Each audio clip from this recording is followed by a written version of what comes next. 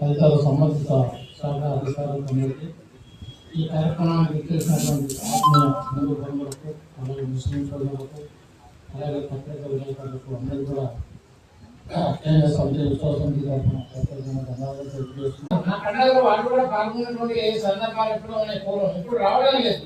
అంటే ఇది ఒక మనిషి కొంత డిఫరెన్స్ అనేటువంటిది కనబడుతుంది ఈ రోజు.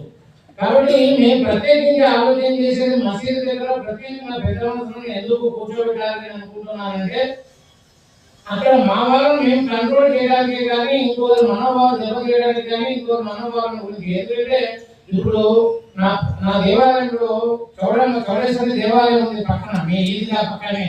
మీరు ఈద్గా ప్రతి సంవత్సరం ఒక దూరం 2 దూరంలో వస్తుంటారు, వేల మంది వస్తుంటారు అక్కడికి.